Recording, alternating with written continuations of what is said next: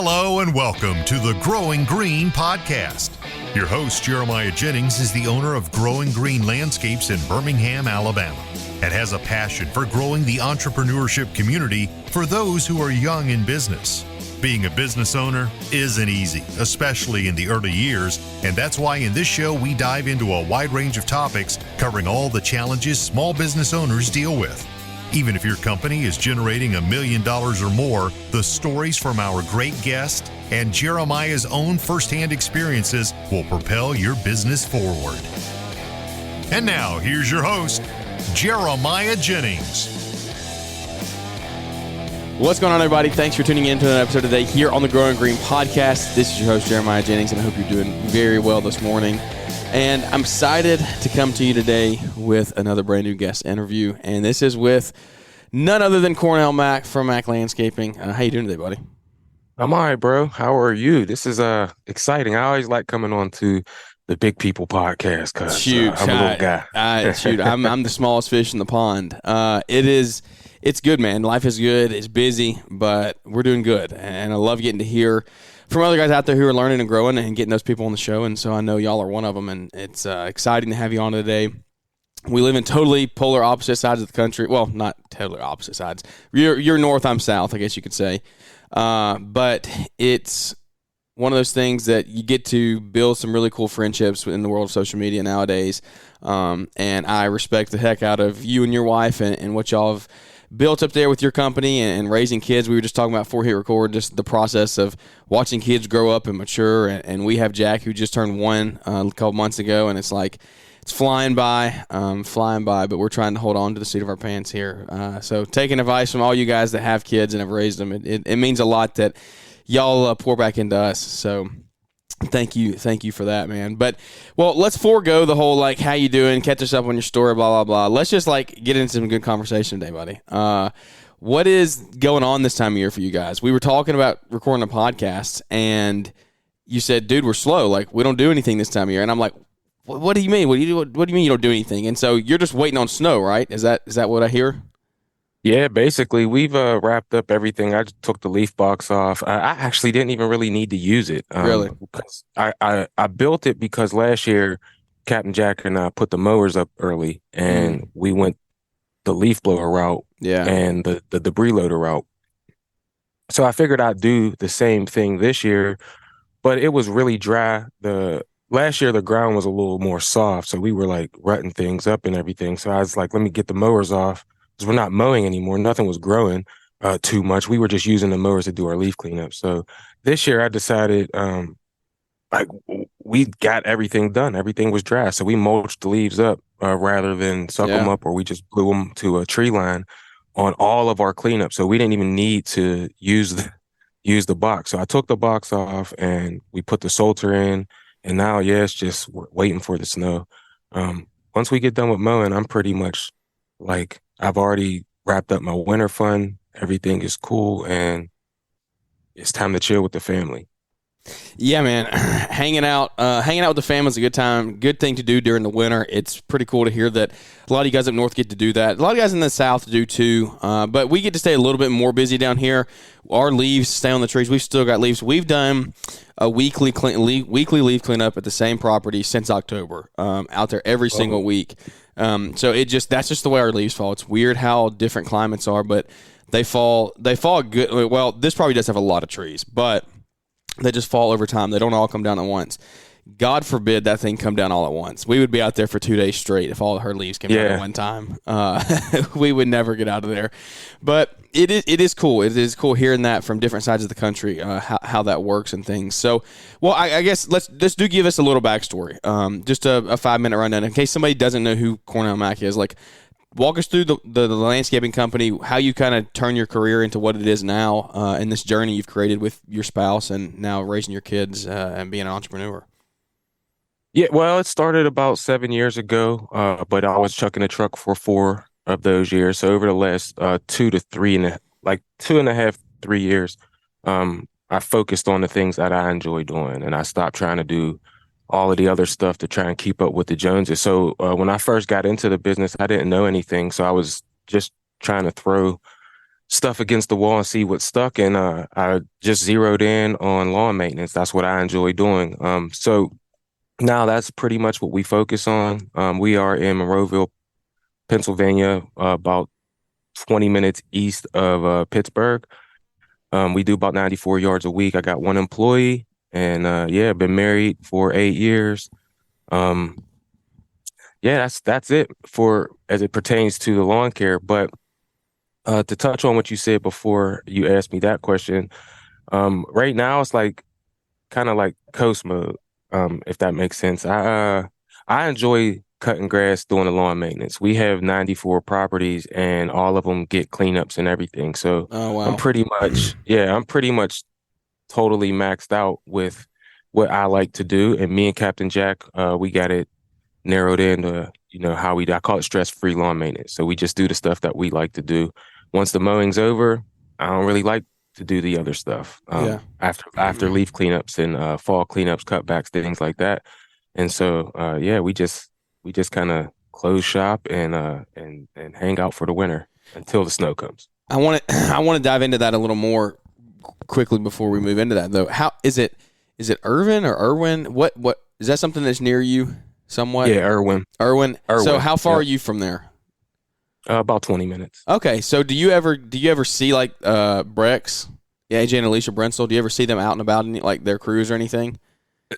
I actually seen one of their people we do 30 yards in this place called Elizabeth. And there's this gas station we go to every week called the Shop and Go. We park our trailer in there and we take care of about 2 properties across the street from it. So we always get Subway every Thursday. Yeah. And one morning I was in there, I met, is it Alexis? Alicia. Alicia and, AJ, I met them and AJ together in the trades over in Montana this year.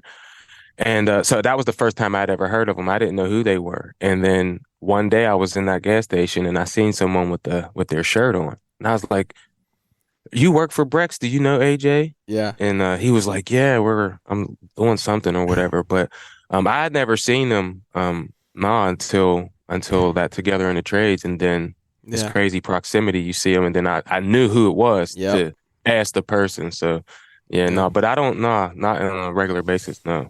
I think they are. I feel like most of their stuff is they're either out on some massive commercial development or out on a pipeline somewhere. So I guess the general public probably doesn't see them.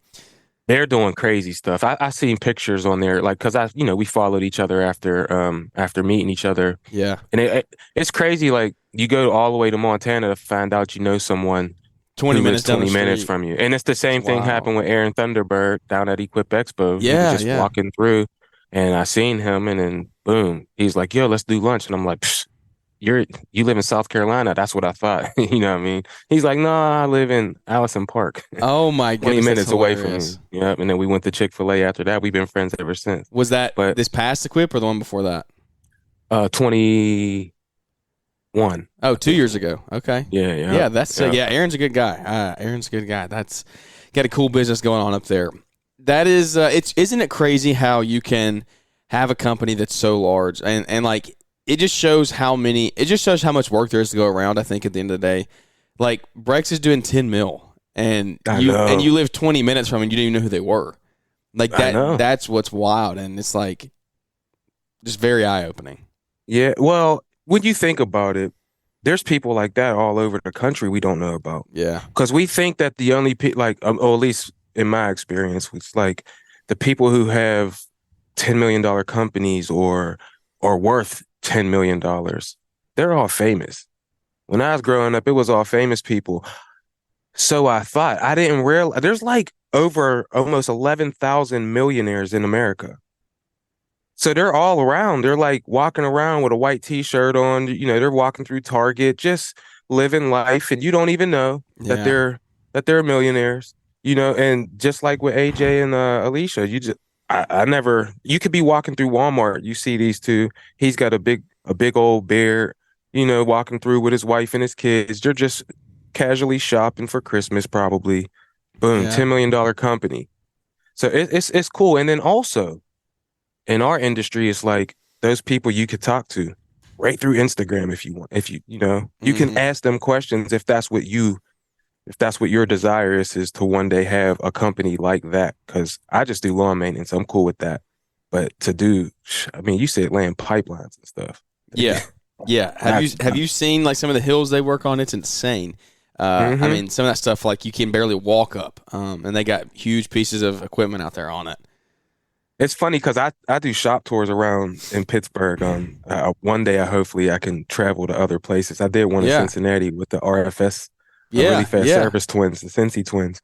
But I was scheduling one to do with them with Brex Enterprises, and unfortunately it couldn't work out because all of their equipment is on job sites that you're not allowed to film on. Yeah, you can't film out there. Yeah. No, so they were like, I don't know how well it can be, and I was like, yeah, you're right. You're right, but that's hilarious. Yeah, that's right. Such is life. That's hilarious. Well, so you said you kind of slow down for the winter. You just wait on snow. You do your leaf cleanups. Do you do any other landscaping throughout the year? Like, do you do shrub pruning or mulch or anything like that? Or is it pretty much you just do the mowing? Oh no. So we focus on property maintenance. So we do we do about 7 things. So that's the lawn maintenance. We do shrub trimming. We do spring and fall cleanup. So I guess you can count that as 1 or 2 if you like. We do snow removal with commercial plowing. We do some residential long driveways. Mulch installations.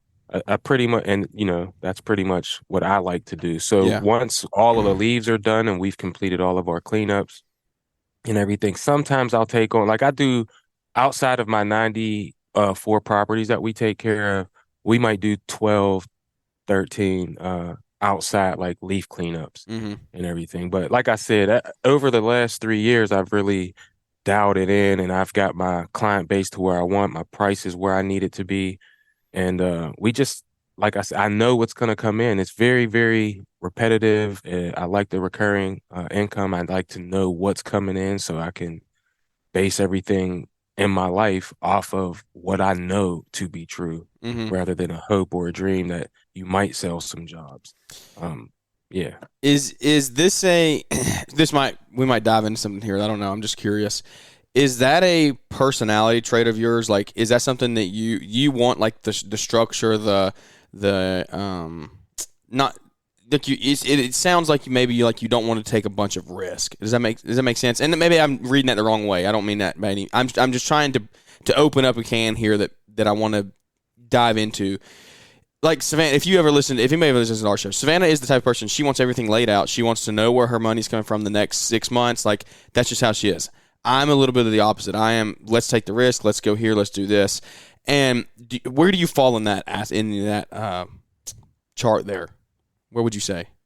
So I always say this. People say, let's go to the casino. And I'm like, I don't like to gamble on things that I don't have any control over. So I would play you, Jeremiah, in basketball 1-on-1. I would bet you, like, I don't mean anything, but I'm just saying, like, because I have the ball in my hands and I get to control my own destiny.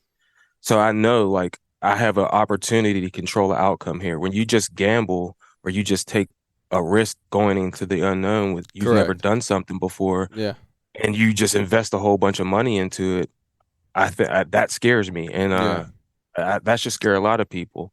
Yeah. So when So you're more of a calculated risk type of person. Yes. Yeah. Yes. So it's like, if I'm okay with, like, all right, let's say risk is debt. Yeah. Okay. If I just go and say I want to buy the brand new Toro Multiforce HDX, that's going to be $17,000 out the door, 60-inch, whatever. Before you even put the hydraulics and stuff on there. So the hydraulics and everything, you're probably around $20,000 for this mower. For a mower, if I just go, it's insane. Right, I know, but some people, because they might see my mowers on the internet or your mowers or Brian's mowers, they're like, I need that to be successful, and then they just go do that blindly they don't have properties yet, is what I'm saying. Yeah.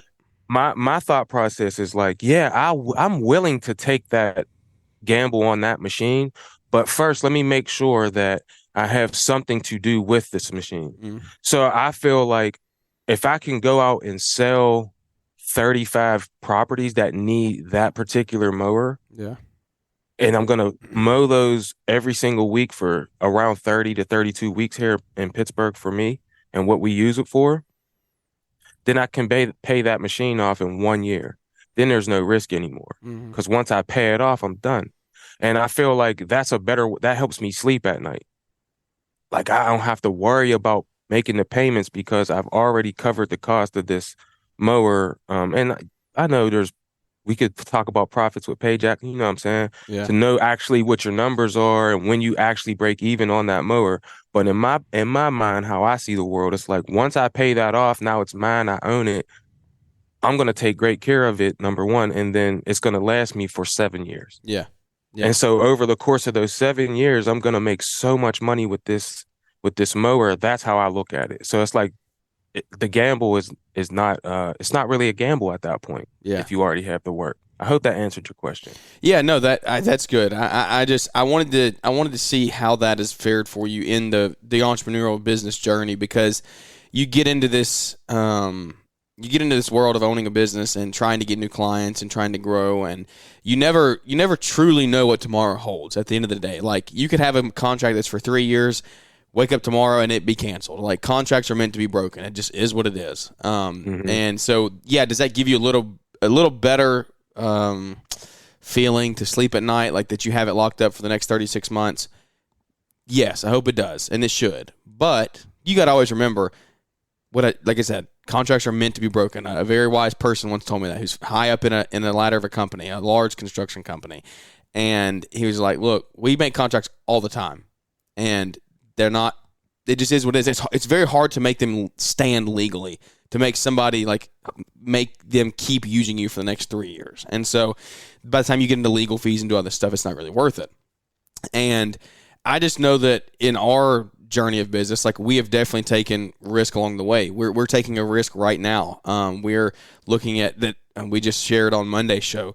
We're looking at purchasing some land and hopefully going to be closing on that in January. And it's definitely a big risk. It's a calculated risk, like we said, but it's one that I feel like it's the time to make the move. We need to get a place to get out and get our equipment, and it will allow us to grow, to open up doors for growth. But I just wanted to hear that from you, and I like that point of view, because I think that's a lot of guys do get caught up in the shiny new object syndrome, and it's like you can't do that. You need stuff that's gonna get the work done for you for what you have, and then as you bring on new work, then you go get the new equipment. That was a perfect case in point. Like, we bought a mini skid this year. We bought that mini skid after we had done work that needed it for about 3 months and had work lined up for the next 3 months that needed it. And so, we proved the test of, are we going to be able to sustain this? And I think that's kind of the point you're trying to get across, is if you're going to do it. It's not that you don't need the $20,000 mower. It's just get some things in line first before you go spend $20,000 on a mower. Yeah, because you can't build your house on sandy soil. You need concrete, you need bedrock, and I feel like that's how I'm starting. Like, some people come into this and they new business. Man, I came into this totally blind. All I knew was how to push a lawnmower from being a child. Yeah. I didn't know anything. When I started this, it was completely blind. I went into it not knowing anything about equipment or how to run a business. I'm still learning as we speak. And this is why I always say I can't tell people what to do. I just tell you what I do. And if you can use it, then use it. If not, then go ahead and go a different direction. Come seek Jeremiah's opinion or the other people who are out in this community. But I didn't know anything. And I was like, I need to establish a foundation of how I'm going to do things. Because if I can prove out this way of doing things, the safe and conservative way, then I'll have, I wouldn't say a nest egg, but I'll have a foundation to stand on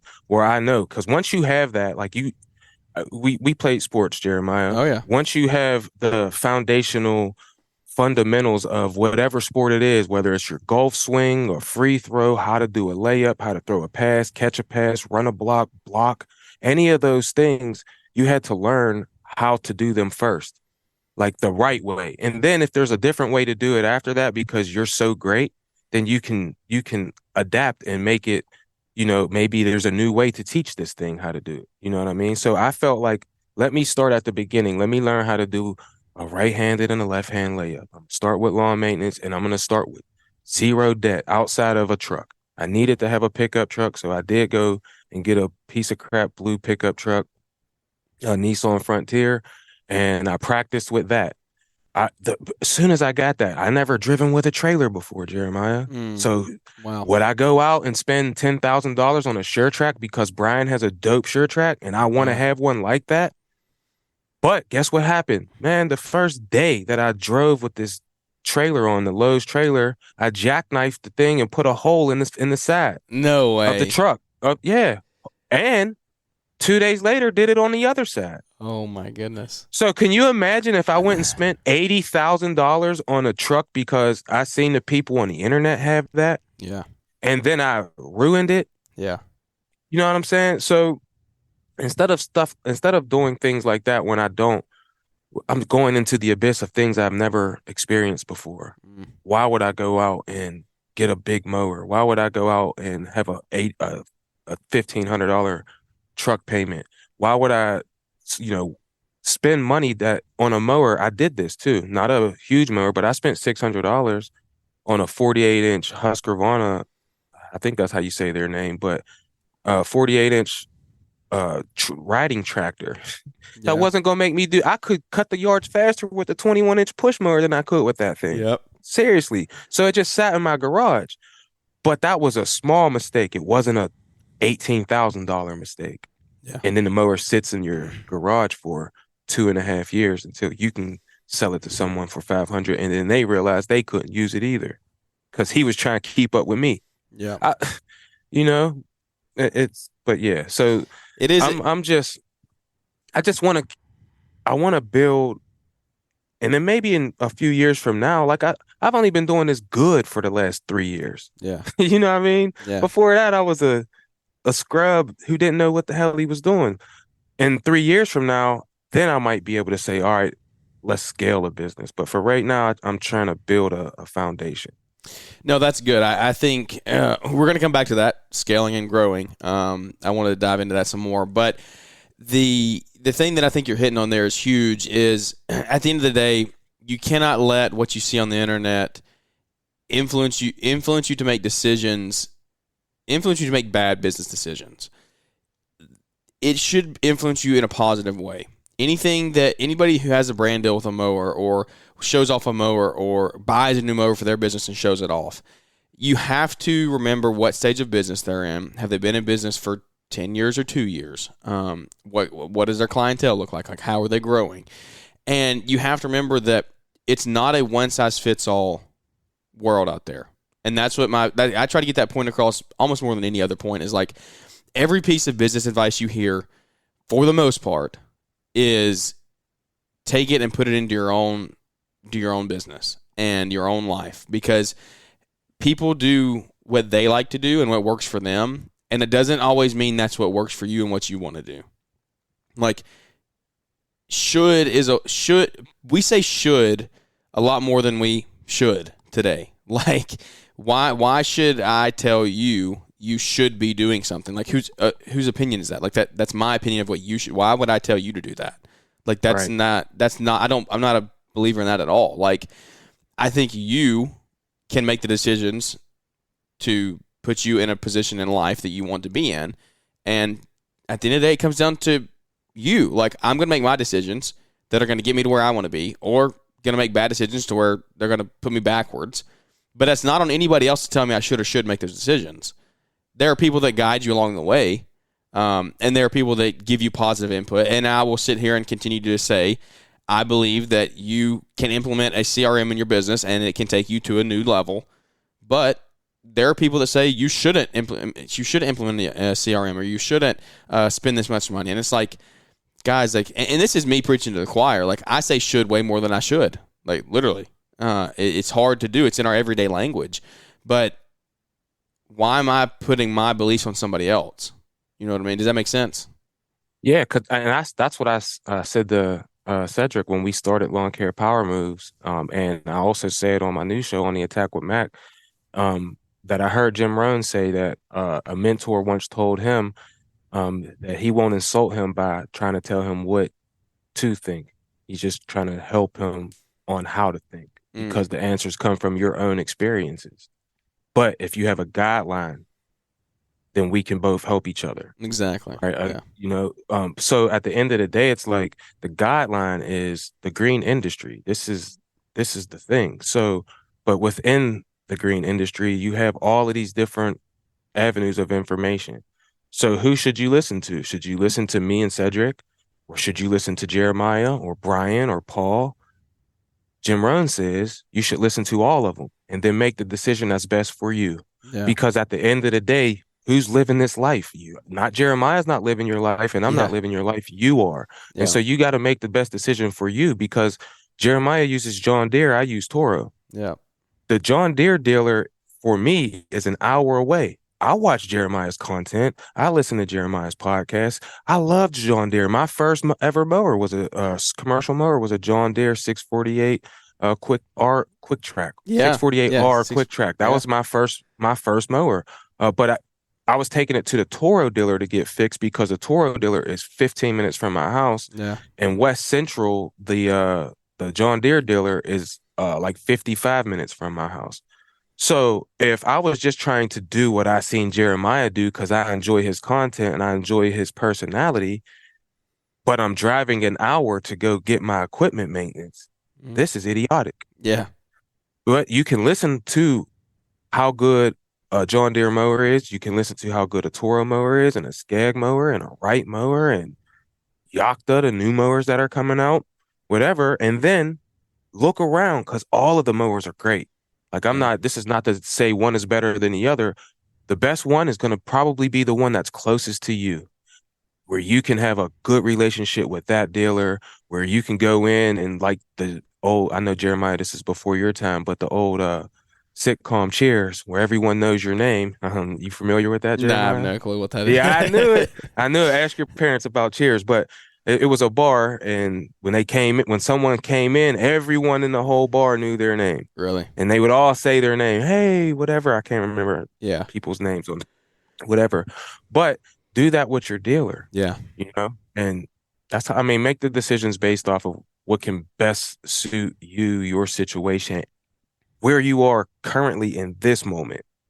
Because if you take care of that, the past doesn't really matter. You've learned from that. Take care of this moment and then focus on where you're going to be. Because you could have the nice box truck like Jeremiah, the twills on the beautiful John Deere, whatever. Everything's possible for you, I think. Yeah, no, I think so too. I think you control your destiny, but you can't get caught up in what other people would think. Because, and here's the thing, like, I'm gonna sit here and tell you, look, if you watch my stuff and you like John Deere and a John Deere fits your business model, go buy a John Deere. Like, I hope that it influences you in a way to go buy a John Deere. Like, that's kind of the point of what we're doing here. If Mack is showing you a Toro Multiforce and you have access to a Toro Multiforce and you like what Cornell's putting out and you see it works for him in his business, then go get a Toro and say, hey, Cornell sent me your way and I watch his content and love what I see. Like, there's nothing wrong with that at all. Like, that, at the end of the day, you want to use people and you want to get real life examples to be able to put into your business and say, hey, they use this way. We mow a lot of the same areas. We do the same stuff. Like, that is good. That's not what we're saying here.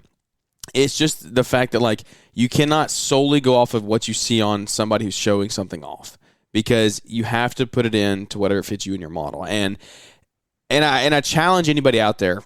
This challenge will come to me, myself included. Like, try to think about the way you word your vocabulary now, and try to take should out of your vocabulary a little more and see how hard it is, and see how much it shows you how much you're trying to give your opinion on somebody else's life, and how much you're trying to put your belief and your philosophy on their life and their business. And it's like, why? Like, why would we do that? And I love what you just said. It's not how you should think. It's let's teach you how to think, like how to make those decisions. And when you get to that level of thinking in your mind, then you get to a level where people can actually come into you and say, hey, I have this question. I want advice. I don't want advice on what I should do. I want advice on how I can process this myself. The Lawntrepreneur Academy is your online destination for learning how to grow a successful lawn and landscaping company. Hi, this is Scott from New Jersey. I just want to say that Brian puts out some great content. Definitely has helped me grow my lawn and landscape business. Just finished my 4th or 5th coaching call with Brian, and every time I get off a call, I'm definitely ready to go out there and crush it. I also just recently purchased the whole ball of wax from Lawncare Academy. Loving all the content. Brian's definitely out there looking out for our best interest and trying to help us grow a bigger and better business. The link is in the show description. Make your business as successful as possible with training and resources from the Lawncare Academy. And when you learn how to make your own decisions and become a free thinker for yourself, that's what's going to take you to new heights. And that is the importance of getting around people like a Cornell, like a Cedric, like people who are in a place of leadership or influence, you can say, having a podcast or a YouTube or an Instagram or whatever it is. Like, and this isn't, so you got to vet your people wisely nowadays. There's a new guru for everything out there now. Right, yeah. But get around people who are truly giving to the community and giving to in the aspect of they want you to be better in life and in business. And when you find those people, get around them and get in conversation with them and ask them, how do I train myself to think this way or think through these issues? Like, if you go into like, tell me this, you were in the master group at LAL. Like, you don't think a lot of those high level people, the Corey Ballards, the Leroys, the Sam Gimbels, you don't think they know how to think on their own? Like, yeah, of course. They know how to think on their own. And I guarantee you they've been with people or coaches or mentors who have taught them how to work through things. Like, they're making high-level decisions at a high-caliber level. Like, look at Mark Bradley. He ran a $50 million landscape company. He's now running a software company. Like, the dude is a thinker who is very highly, not educated, but just like he's been through life. He's learned how to think through things, how to process things. I got the honor of having lunch with him in conversation up there at the event, and it's like just listening to him talk. He was not telling me how to do things. We were talking about time blocking. He didn't tell me you should go home and time block. You should live off of a calendar. You should do this. He said, when I was getting started, I lived by a time block. I lived off of my calendar. This is where it got me. Yeah. In turn, if I have any sense, can say, hey, look where he is. How did he get here? Let's take some of this and implement it in my life. But it wasn't him telling me what I should or shouldn't do. And that's what you got to be careful about. This is, again, pointing fingers to myself here. I have to work on this.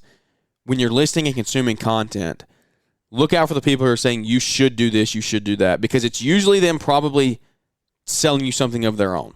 And it's not to say that selling something of their own isn't good. Like, if you have a course or something, go sell it if you're trying to make people better. I'm not against that at all. But don't impose your will on someone else because you think you know better than they do. Yeah, and that's why I changed the phrase. And I catch myself whenever I'm on either podcast that I do, because another thing that we do is at least I do, is I say most people are doing, and I'm like, then I stop myself. I always try and catch myself when I say that, and I'm like, hold on, let me just tell you how I think, because that phrase that I said, I won't insult you by telling you what to think. Instead, I want to teach you how to think. I changed it to, I just want to tell you how I think, because if I could tell you how I think, then I'm the expert in how I think. Yeah. I'm not an expert in anything in green industry or anything. I'm an expert in how I think, how I feel, and that's what I want to help people, to be an expert on themselves and block out the rest of the nonsense, because if it ain't helping you, then we ain't winning. None of us can win if you ain't taking care of yourself first. And so I'm like, let me tell you how I think, because this is what's helping me, because maybe you're in the same situation, or maybe something similar to how I feel. Maybe you came through a similar path as or maybe the path that I went through is something that you're going to go through. Yeah. And then if I can tell you what happened for me and how I changed my brain, then you can use that as a point of reference to say, oh, at least that dude did it, or that woman did it,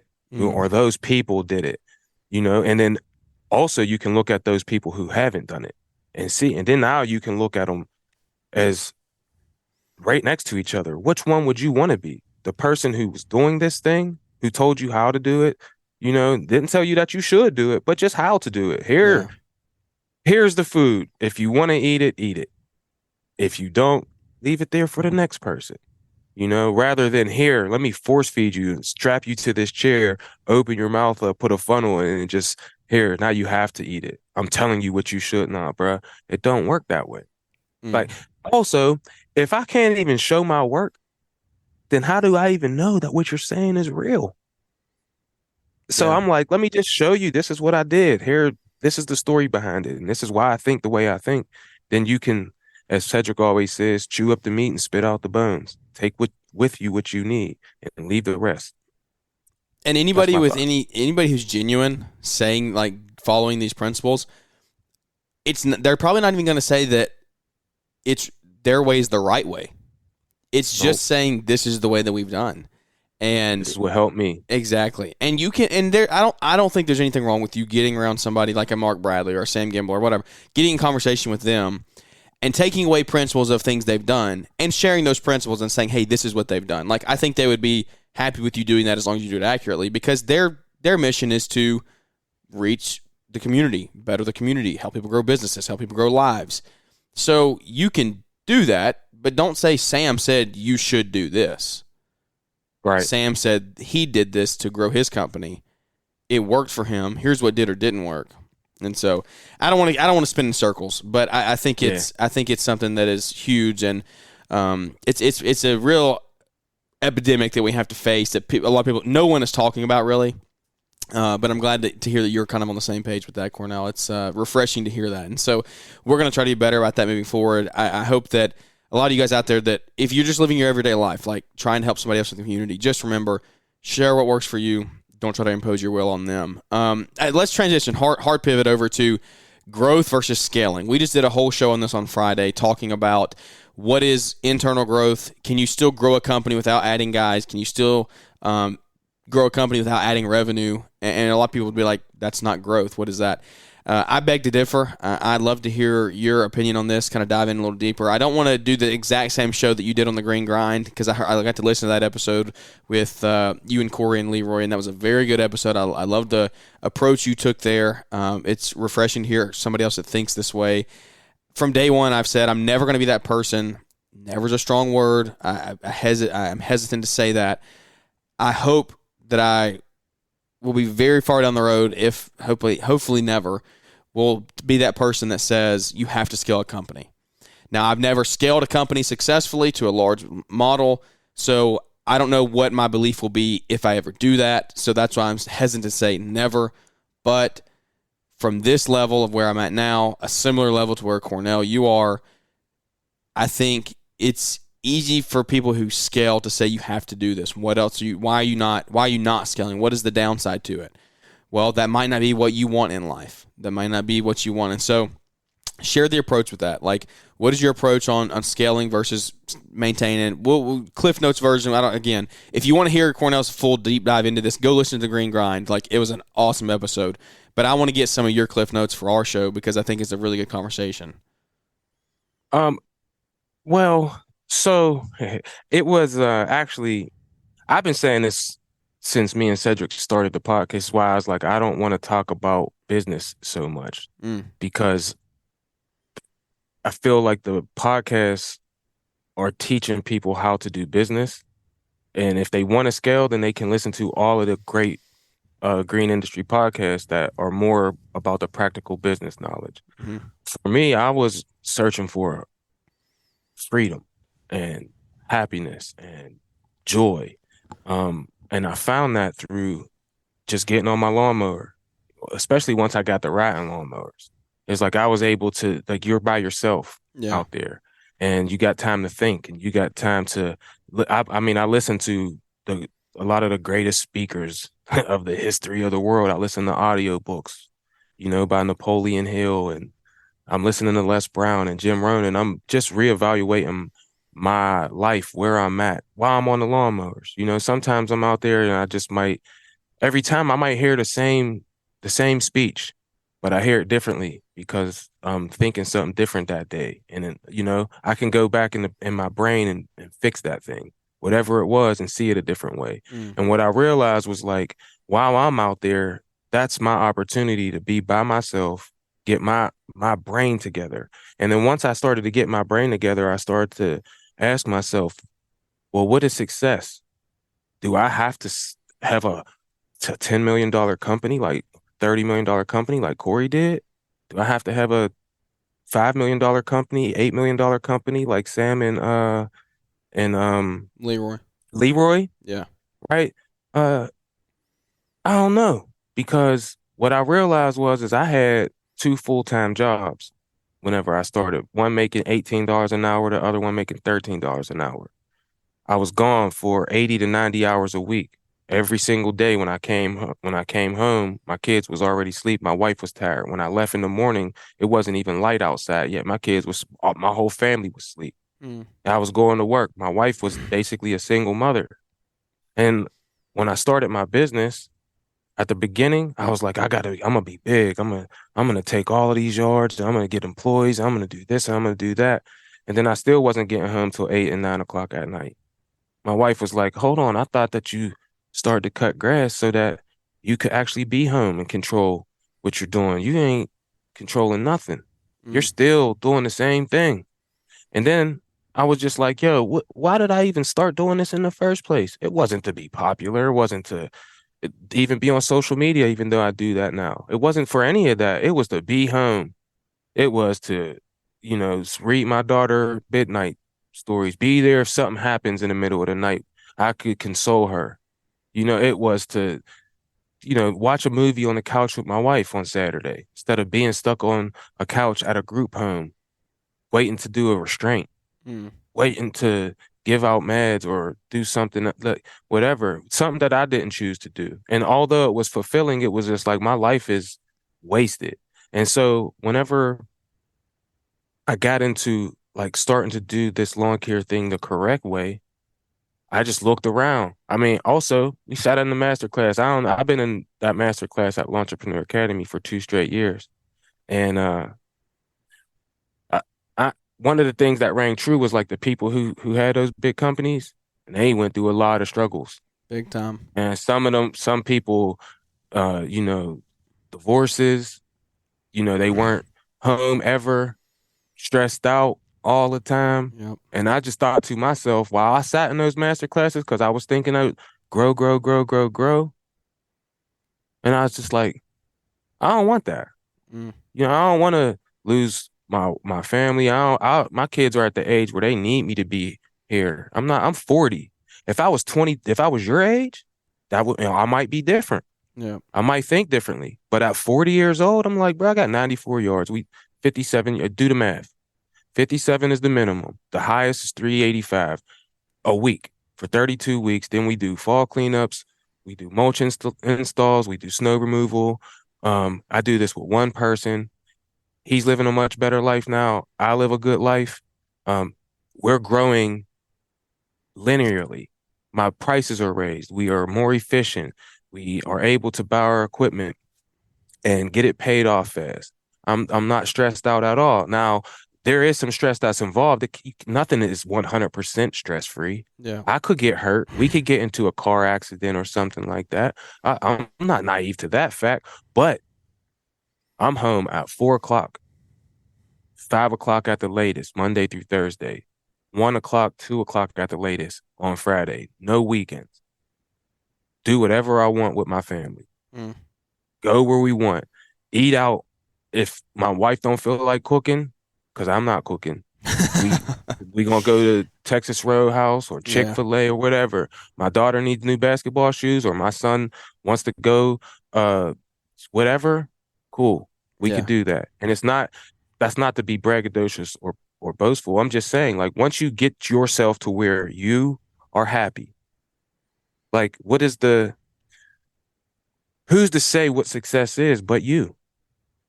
Like, and for me, it was like, I feel successful already. So do I need to scale to have 10 employees? I could have an impact on, 10, 20 people who work for Mack Landscaping and Lawncare. But I can have an impact on thousands of people through talking on a podcast or through making a YouTube video meant to help people. And I was like, yo, what is success? Again, like, is it scaling to $10 million when, just being honest, my passion ain't lawn care. Like, I ain't get in here because I love cutting grass and I want to trim hedges and I want to sweat and be hurt. Jeremiah almost cut his doggone fingers off. Like, we ain't getting along. I got into lawn care to be with my family, to be a dope dad, to go to basketball games, to go to Disney World, to be around my family, to be a blessing and to be present, not to be gone because I'm trying to be the next person that we see on social media. So, yes, I mean, everyone's entitled to do whatever they want, but I just feel like, and I've been saying this since we started Power Moves, bro, like I said earlier, I just feel like, do what you like to do. Take all of the information and then use it for yourself. There's so many good things to be learned from guys like Corey and Sam and Leroy and all of and Mark Bradley. Use the stuff. But you don't have to grow your company to what them companies are. But the stuff that they do is proven to work in our industry. So you need to listen to that stuff. And I won't say should, but I do think that you need to listen to all of the information that you possibly can get and gather for yourself so you can make the best possible decision for you and your life and where your goal is and where your dream is. Because Corey had a dream to have a huge company and he succeeded in that. My dream was to fly through the sky like Michael Jordan because I thought that was the best life ever. Get to do something that you enjoy doing and then you don't have to work. And what I discovered was I really enjoy talking. I really enjoy making YouTube videos and helping people that way. So I'd rather do that because I found that I have a little bit of a talent for it. So yeah, that's my opinion. Grow versus scale. You could do whatever you want. But I personally feel like the internal growth is better because if once you, I'll leave you. Oh, I won't leave you with this because we're still talking. But I once heard. I forgot what I was going to say right there, Jeremy. No, you're good. You're good. That's unfortunate. No, it'll come back to you. It'll come back to you because you get fired up and you get your brain rolling and you're processing all these thoughts and it's hard to get them all out. But I think that what you're saying is good, and I'm not gonna sit here and tell you everyone that you should listen to what he said and take it as the gospel. But I would highly recommend you to go back 5 minutes, listen to what Cornell said there, and see if it applies to your situation. You can't let someone else's dream of scaling a company turn into yours if it's not truly yours. Like, don't try to put their dreams into your life if it's not the dream you're trying to chase. Chase your dreams, chase your goals, hit those dreams, and be content with where you are in life. Never be satisfied, always be looking to grow, be better. But again, growth doesn't have to be growing numbers or people or whatever. It can be growing internally, such as adding systems, such as growing your bottom line revenue, growing your efficiencies, doing a lot of different things in your company there. So giving more back to charity or to the church or to your community, whatever it is for you. So take all of that. And what Cornell said there is like, I have rarely seen people who have scaled large companies make it through with a family life that hasn't been dragged through the mud. And a lot of times they don't even make it through the mud to the other side. They fall apart in the mud. And so, like, is that what you want? Is that the life you want to live? Do you want to reset at 40 with a new wife because your other one didn't make it through because all you did was grind and you didn't spend time with your kids? Like, is that what you want? If that's the life you want, take off. But if not, calculate your risk, go into it with a game plan. If you want to scale but you want to hold on to your family life, hey, get around people who have done it. There are people out there who have done it. There are people that are going to do it in the future. I'm not saying it's not possible.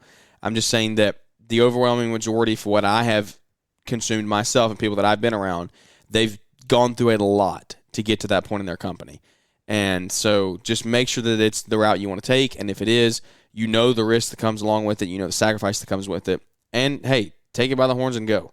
I hope that you succeed with it. They also got to understand that I'm 40 years old. Exactly. So where I'm at now is different.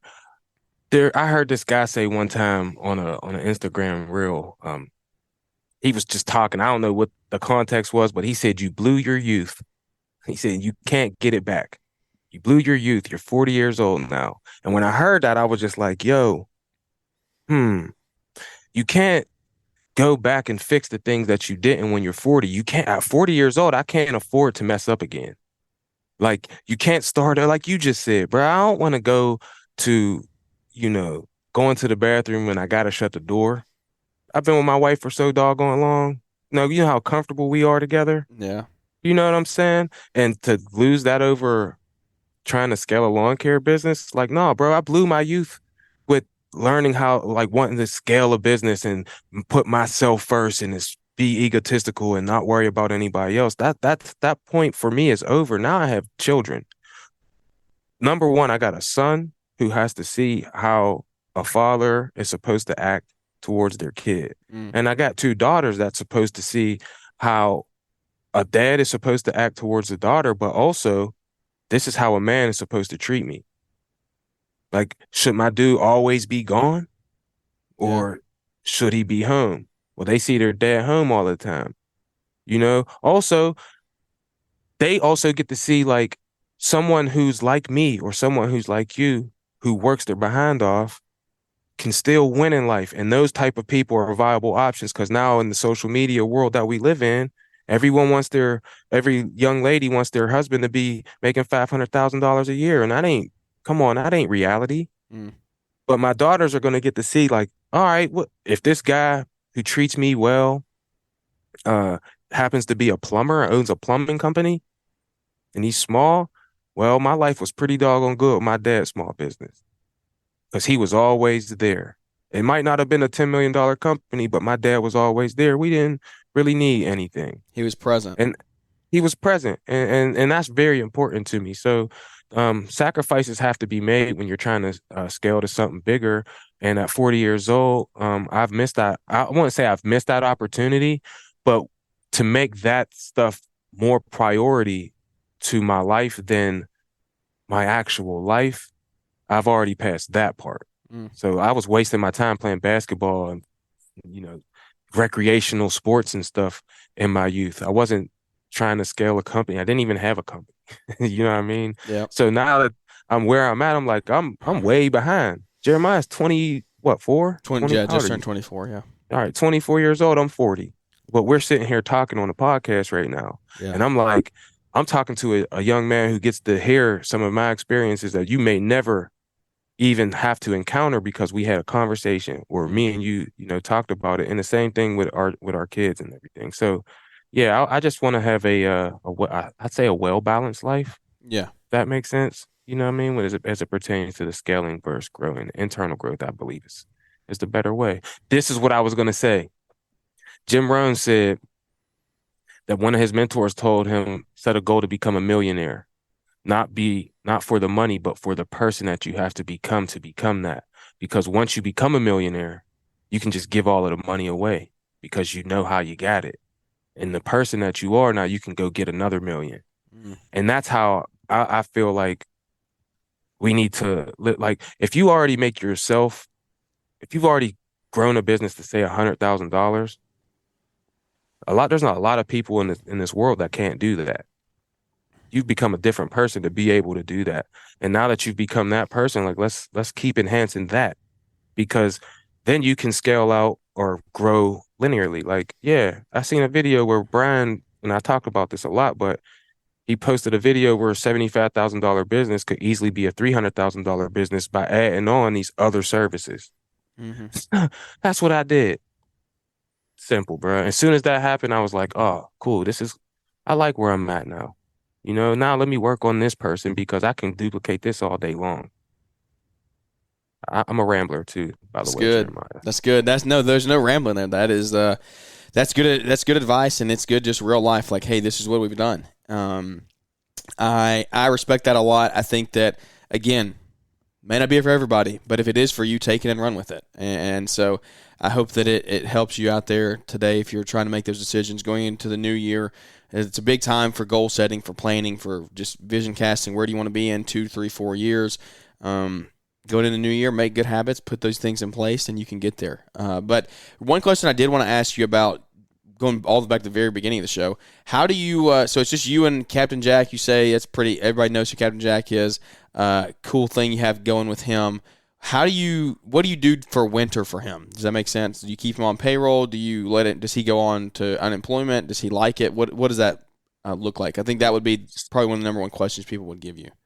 Well, he has a job that he keeps throughout the whole year. Okay. Where he works. But whenever we get into Lawncare season, he comes to me to work with me for full time. So when the winter comes, we go from like mid-February. He comes on like February all the way till the end of November, and then he's off for like 2.5 months. He goes to work full-time hours at the he don't live close enough to me to like be a part of the snow yet. But I'm looking to do some new things in 2024. So hopefully we can bring him on to 12-month services. But for right now, he goes to work at another job. Yeah, that's cool. But yeah, I mean, at the end of the day, I had to, because he wasn't doing anything. But then when he got this job, like, we start to see things. Me and Captain Jack grew up rough, bro. Mm-hmm. So when he came on, like I said, I was in the blue truck. It ain't have air conditioner. The heat didn't work. So once we got into November, it was cold. We had the windows would get foggy. It was tough sledding. But now, after that, we upgraded to a different truck, and then to another truck, and then now to the dump truck. And at the same time, his pay has gone up. Both of our lives have gotten better. And like once he's seen like where we could go, just me and him. Mm-hmm. And like we love being together. Like it's like we're like inseparable together. He seen that, he was like, all right, cool. I'm gonna do this thing because he knows, like, he's seen the growth. That's what I'm getting at. He's seen the growth. And so the next process in that is like getting him to be 12 months with me. But yeah. That's a long-winded way to answer your question, but he goes to work. How long has he been with you? This is, I think, 4 years. Awesome, man. That's really cool. That's cool to hear. It's awesome to hear when people stick around that long. It's the longest guy that I've had was 3 years. It was good. It's time for him to go a different direction in life, but it's cool when you get people that buy into your vision, and so that's. Team building is a huge thing. It's what we're focusing on in 24. It's really like our number one goal is putting a team together that we can trust and grow together. And so it's cool to hear you have that with Captain Jack. If you do decide to scale it all, sounds like you got you a good right-hand man to get you started there. Yeah, because, well, listen, and this is another thing for me. I'm so open that, like, anybody who comes to work, I've had people come work for me, but they don't last long because I'm like, yo, you got talent. Like you should just go do this. Like, you know what I mean? I've said that the first day that Captain Jack worked with me. Like, yo, he was doing this longer than me. He said he worked at a landscaping company before years ago. Oh, wow. And I said, well, you're going to see everything I do. Just work with me until you learn, and then, go do your thing. And after that first season, he was like, look, I wanted to do this before, but now I just want to be with you. Like, I just want to work with you. I like where we're going. So, when you come to scaling, it's like some people they're gonna want to do something else, or they might want to start a business and help them, and that's what I do. So it's like I could scale, but then I feel like maybe you got to keep some stuff away from people so they aren't as ambitious, but. I can't help myself. Yeah. Because it ain't about me. It's about, I'm only going to be here for so long, Jeremiah. You too. And what do I want people to think about me whenever I'm gone? That I was some greedy dude who wanted to keep information from them so that they couldn't advance their lives? Or should I just tell them? That way they know, and then they can make that decision for themselves. Do you want to hang out with this dude who's a psycho, who's always trying to motivate you and, inspire you, put a battery in your back, until you can do your own thing? Or do you just want to hang out with me and ride this thing out, see where it goes. Because whoever does, I'm taking care of them, bro, because I'm a loyal dude, bro. Like, that's why I mess with y'all boys so much. Yeah. Y'all help me out a lot. You, Paul, Brian, Keith, Naylor, John Pajak. Like, you need people in this world that are going to help to promote you, to get you to the level that you see yourself at. And that's kind of what I do for people, to ramble on and on and on again. But I think that's an important thing, is to show people like, yo, you could do this too. Yeah. And then let them make a decision, like we've been saying this whole show. Yeah, man. Decision is yours. Do you want to take it? Do you want to be present? That's a big one. That's food for thought to go into the end of the year here. Is are you present? Do you want to be present? What does that look like going forward? And so, just I hope that you guys that are listening today can take this conversation and just apply it to your situation, apply it to your life, see what fits, see what doesn't, and make some positive changes from it. I think that there's a lot of changes. Cornell dropped a lot of good knowledge today that I am just happy to have you on, man. I thank you so much for coming and spending some time with us. We're right at an hour. I don't want to hold you much longer. I know you got a busy day and things to do, so we will let you run there. But where can everybody find you if they want to hear from you more and kind of what you got going on there on your side? Yeah, Mack Landscaping and Lawncare on YouTube, Mack_landscaping 412 on Instagram. The Lawncare Power Moves podcast with Mack and Steele, episodes Monday, Wednesday, and Friday. And then my new show is On the Attack with Mack. Episodes come out Tuesdays and Thursdays. And lastly, if you are new in business or you're in business and you're in the Pittsburgh area or close state, the Pittsburgh Lawn and Landscaping Business Owners Group. You can come join that group and get you right. Awesome, man.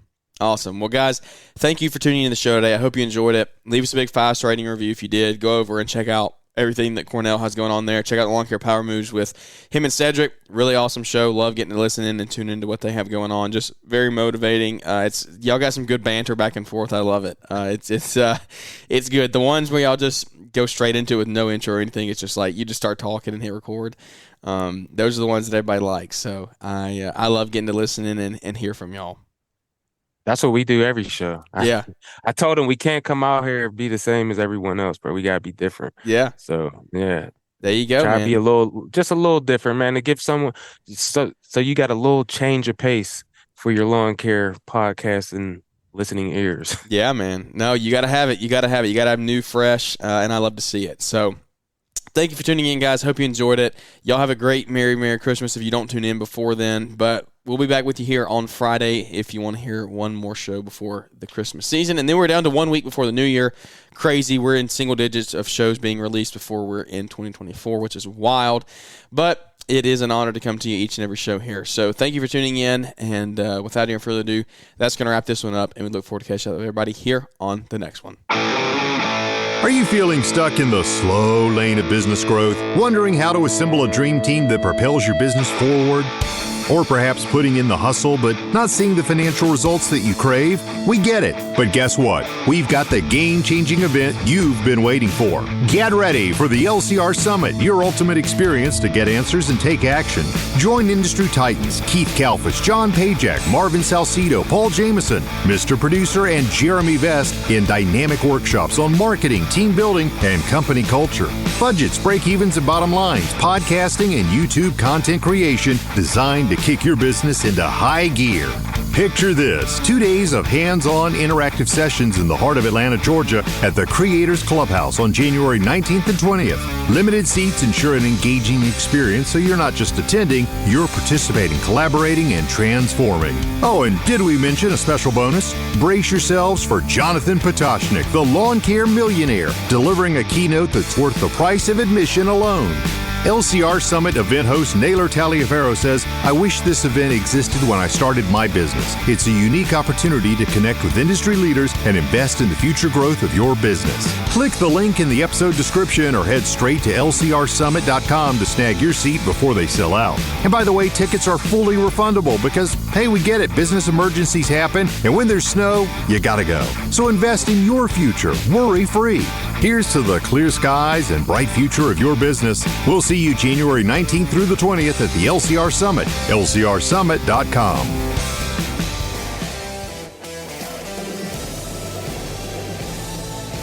Thanks for tuning in to the Growing Green podcast. It is an honor to have you listening, and we hope you receive valuable advice to help take your business to the next level. Don't forget to follow the podcast so you'll be notified when our next episode drops.